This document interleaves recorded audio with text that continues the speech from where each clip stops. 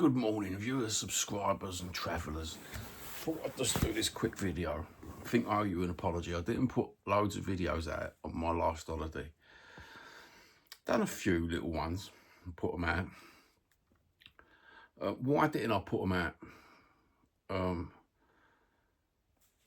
sort of had my heart broken in Spain with the very offhandness of a lot of people. The demographics of Spain have totally changed and I had culture shock. Now, bearing in mind, my dad's Spanish, so I'm half Spanish. I went to a touristy bit, K-Lig. Is it a bit touristy? It's regional touristy. It's near Pensacola Beach, which all the Spaniards go on holiday at. It's near Benicarlo. Benicarlo was quite nice, lovely. Some nice people I met there. There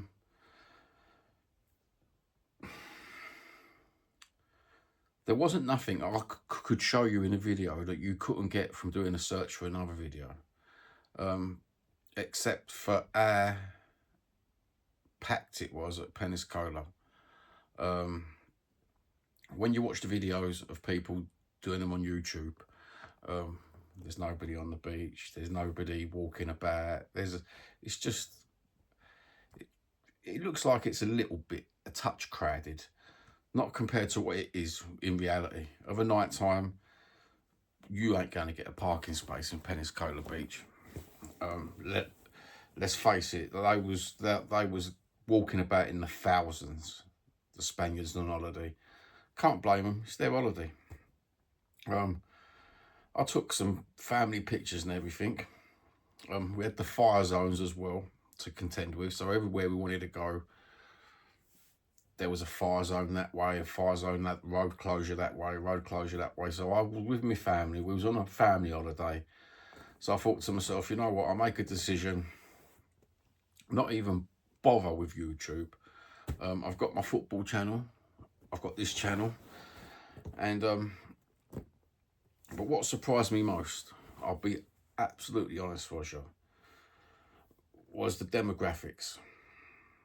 How much Spain has changed with the new influx of populations that didn't match the last time that I went to Spain. The last time I went to Spain was full of Spaniards. No doubt there's a good majority of Spaniards in the places that we went. But I did notice the amount of newly acquired populations, without going political and everything else. It didn't feel like Spain. The markets didn't feel like Spain. We went to 3 or 4 markets. I was used to Spanish leather belts and Spaniards calling out and nothing. It was absolutely dreary. Everything was snide. I didn't expect. It was like a third-rate brick lane. So the markets around K-Lig, not the vegetable markets or the food markets, the actual where you go to get all your little bits and bits. You know, the touristy markets and the local markets where they're selling clothes. You expect to see great Spanish clothes, great Spanish shoes. Nothing like that. I had to go in the shops for them. And the supermarkets, what everyone tells you about when everyone does a video online, the Mercadonas. I showed you Family Cash, which was basically the most authentic Spanish supermarket, I thought. Mercadona was just like a Spanish Lidl, Spanish Aldi. The food ain't great in Mercadona, to be honest with you. It's all right, you can live on it. It's not great. It's like an Aldi, it's like a Lidl. It's not like a Marks and Sparks, what everyone goes on about with great food and let me rate the omelettes. An omelette's an omelette, mate. You know, there's only so many ways you can make an omelette, right? And simple as that. And the actual thing about the supermarkets in Mercadona is they've got a little teeny aisle with you got a paella, you got another rice dish from Valencia, which is got a bit of black pudding in it and stuff like that. You've got the ones with the noodles, the macaroni noodles, which looks like a paella. And then you've got a teriyaki chicken. It's not a big varied selection of foods like that. So if you're expecting like a Tesco's or a Sainsbury's where you've got 20 different flavoured sandwiches, 20 different frozen meals, 40 different variations of whatever, you haven't got that. What you got is the basic staples of Spanish food, family food. The croquettes, the calamaris, you better buy them out of Carrefour or a branded thing, because I'm not a big lover. You can tell I'm not a big lover of the Mercadona food, can't you? You know, if you're buying the meats to make stews and stuff, fair play. But when you're on holiday, you don't want to do that, do you? You just want to get your food instead of going out in Spain. You know, you walk down the fucking coast, they're trying to pull you in. You know, a plate of chips and an hamburger, €25. You can't be doing that. Not for 4 of you. You don't want to sit there for fucking 4 people and pay €100 for fucking 4 burgers, 4 chips, or 2 paellas, €100. It's like, you're taking the piss, bruv. You know, I can see why they're taking the piss, because they're only open 6 to 7 6 months of the year, and then the winter sets in. It's a tourist destination, isn't it? But other than that, Spain wasn't what I remember Spain to be, if that makes sense. I've been all over Spain. I've been Benidorm, I've been Alicante, Barcelona, Madrid, all that coast, you know, the Costa Blanca, the Mediterranean coast. I've been up and down it loads of times when I was a kid. The demographics have changed. I don't know whether that's what's changed it. I don't know whether that's what's changed the feel.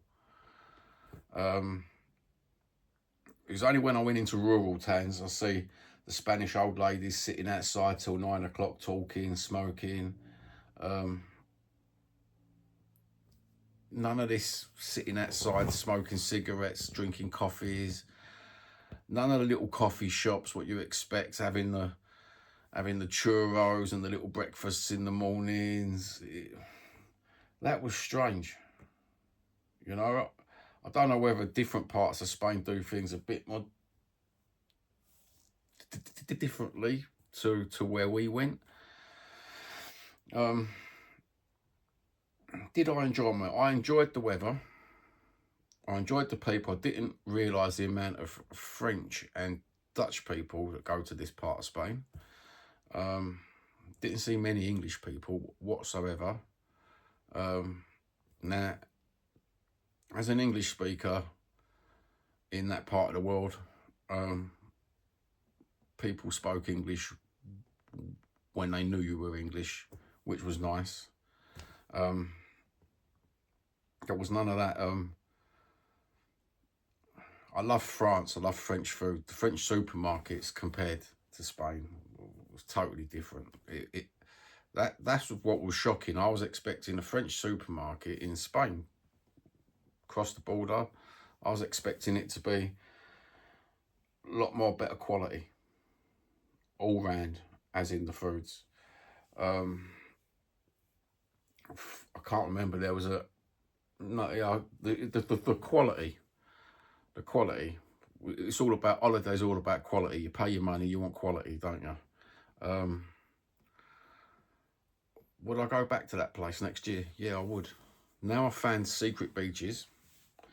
I didn't want to put them on videos, because as soon as you do a video and put it on YouTube, everyone's going to go there.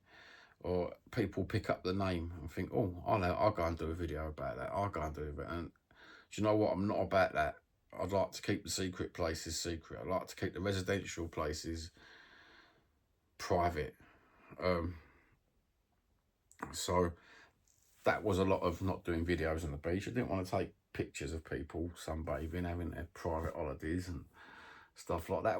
All that included demographics, the culture shock, and being on a family holiday. I don't think it would have come across good, to be honest with you. It might have come across good if you was living that YouTube reality lifestyle, but I'm not. I'm just a geezer with a family who went on a 3-week holiday and thought, oh, that'd be a good idea. And then when it come down to it, it's not such a good idea. It's good if you're into YouTube, you're earning thousands, and that's the way you earn thousands. I'm a small channel, so quality over a family holiday, personal quantity.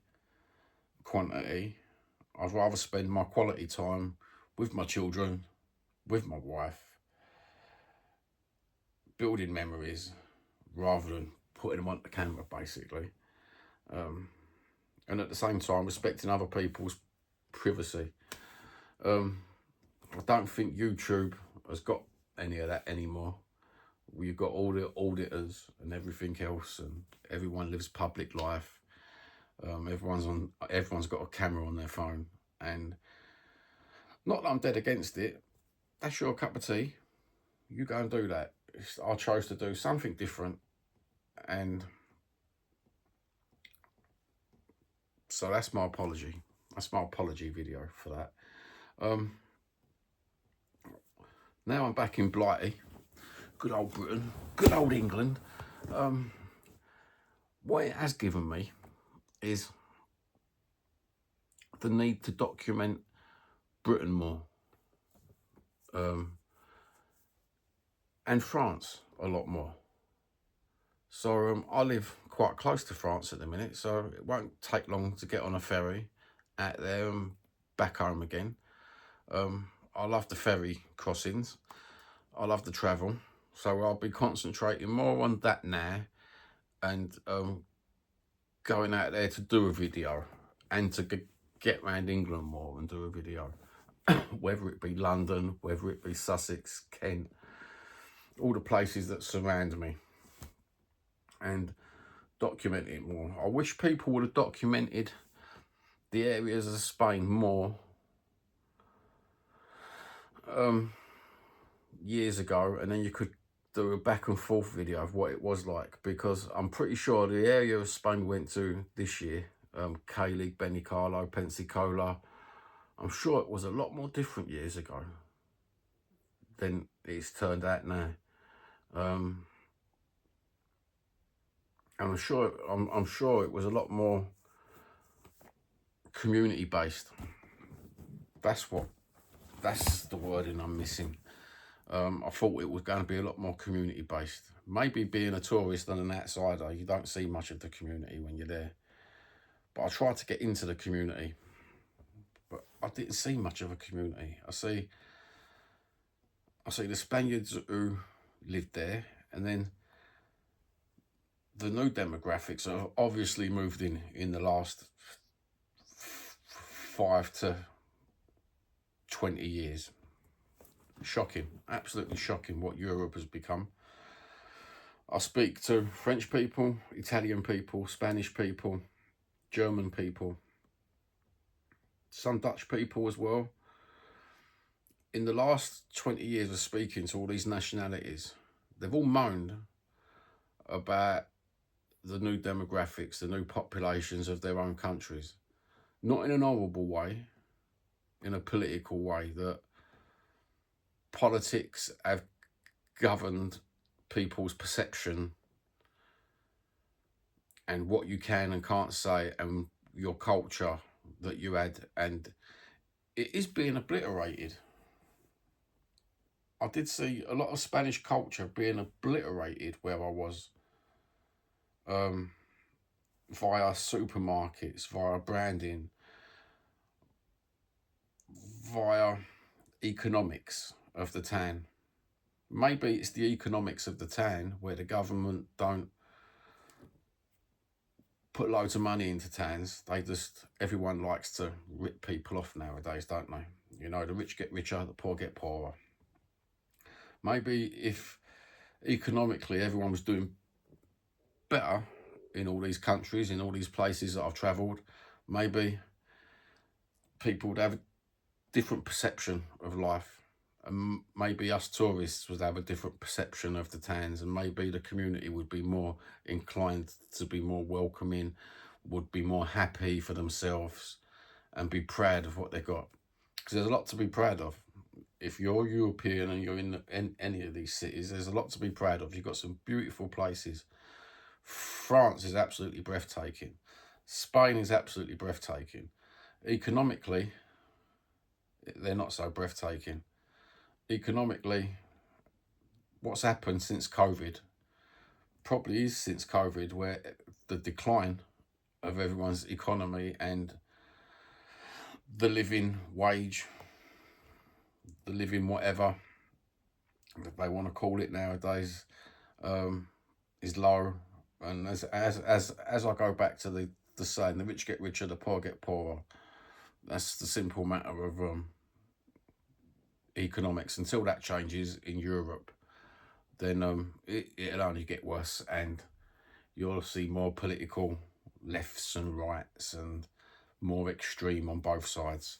And that's the horrible thing about the world, where we still want to live together and enjoy each other's company, enjoy each other's communities, and be welcoming. If that makes all sense. Anyway, thank you very much for, if you've watched the last videos and you've watched this channel, thanks very much, and continue to watch. Please like and subscribe. There'll be some beautiful English channels with some beautiful places that I want to go to. Hopefully we stay in an heat wave for the next couple of weeks, because that would mean more videos. When it's pissing down in Britain, i.e. raining for all you non-English people, then you can't get out. You can't hold a camera up, can you? And your £100 gimbal or your £200 gimbal and your microphone when it's pissing down. So have a good one. Take care. God bless. And if you're going to travel, be safe, brother and sister.